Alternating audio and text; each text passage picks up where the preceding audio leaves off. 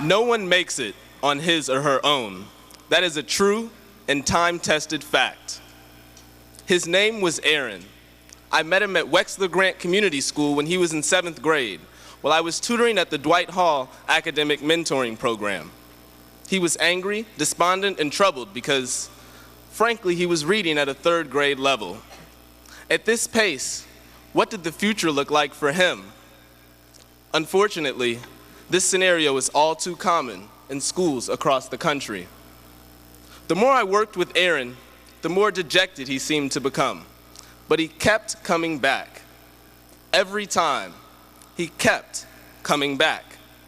As a political science major, I certainly do not know enough of the intricacies of pedagogical philosophy to explain why Aaron was so far behind.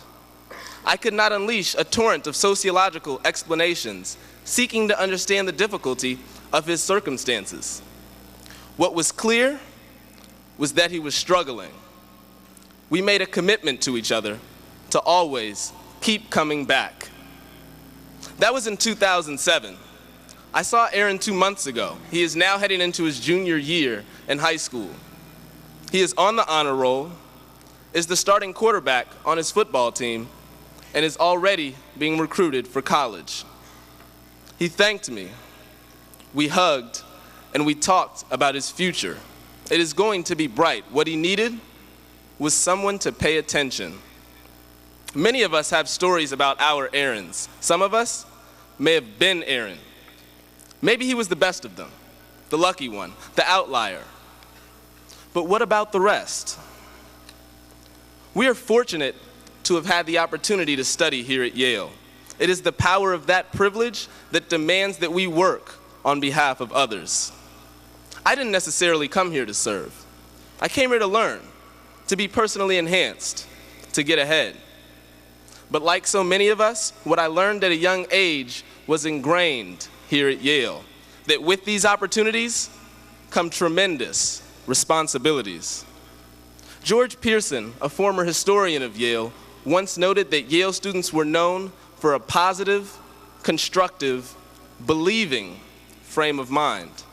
They believed in themselves, in their college, in their country. They were enthusiastic, they were active, and they had a sense of obligation. That is what makes us Yale. From its puritanical beginnings, Yale has always been an institution ripe with contradictions. While Yaleys have gone on to become the business elite of the world, we are also those with a fierce conscience who insist on bringing social welfare to big cities, who go abroad as missionaries, who test authority, and who invest themselves in helping the poorest of the poor. Though we come from diverse backgrounds in all corners of the world, more than 80% of each Yale class is involved in service. Irrespective of our politics or ideology, whether we majored in art history or economics, we know that we are a part of something larger. There are a lot of reasons that we are thrilled to have President Clinton speak to us here today. Not only because he was the President of the United States, not only because he is a formidable speaker with amazing stories and an incredible personal history. For many, it is because after all that he has accomplished, he is using his life to do what the spirit of Yale mandates us to do.